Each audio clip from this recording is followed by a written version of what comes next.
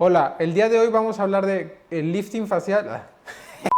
Hola, el día de hoy vamos a hablar del lifting facial recuperación. Quédate.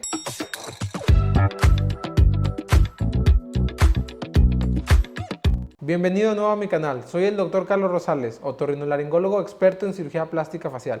Así que si tú estás interesado en el lifting facial, blefaroplastia u otras cirugías que nos ayudan para el rejuvenecimiento facial, quédate. Bien, entonces, después de hacerte un lifting facial, ¿qué puedes esperar? Lo primero es que vas a sentir la cara estirada y el cuello también lo puedes llegar a sentir estirado.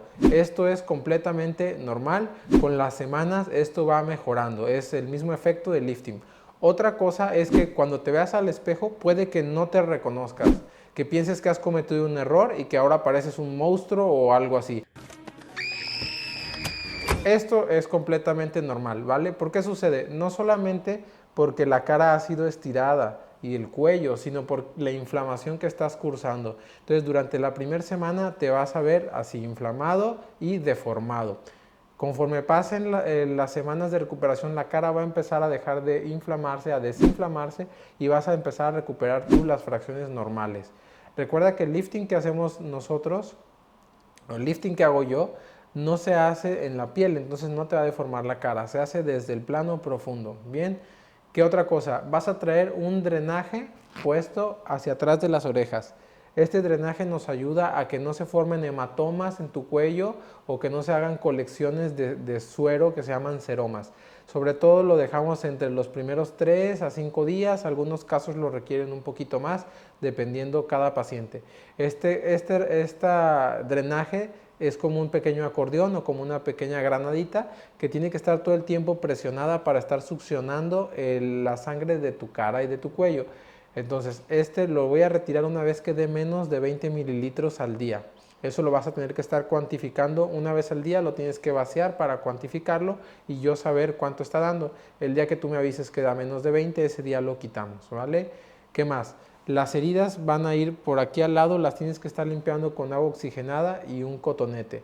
Estas heridas que hay que estar limpiando tienen unos puntos. Esos puntos, algunos son absorbibles y otros son no absorbibles. Los que son no absorbibles se te van a retirar alrededor de los 7 días aquí en el consultorio.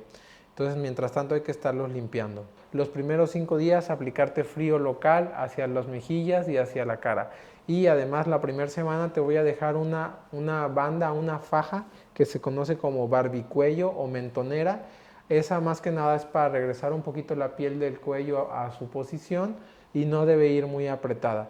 Entonces, básicamente, estos son los principales cuidados que se suman a otros cuidados normales de una recuperación, como mantenerse en reposo, dormir semisentado las primeras 2 semanas, comer adecuadamente, con abundantes proteínas para ayudar a la cicatrización y obviamente no fumar. 15 días después, no tomar alcohol. La primera semana vas a estar con antibiótico, con analgésico y es básicamente todo. Otro punto importante es que la piel, sobre todo la piel de la cara y algunas veces la piel del cuello, se entumece, es decir, pierde su sensibilidad. Esto puede ser muy positivo al principio porque los pacientes no van a sentir nada de dolor, pero a veces con las semanas empieza a ser un poquito de latoso, ¿no? Los pacientes ya quieren recuperar su sensibilidad, tarda hasta 6 semanas el recuperarla por completo. Y nada, pues esos son los principales cuidados de una retiectomía, lifting, facelift o levantamiento facial, facelift. Esos son los cuidados.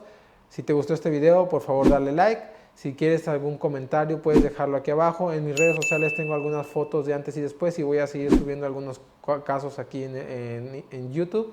Entonces, nada, se despide el Dr. Carlos Rosales. Gracias por ver.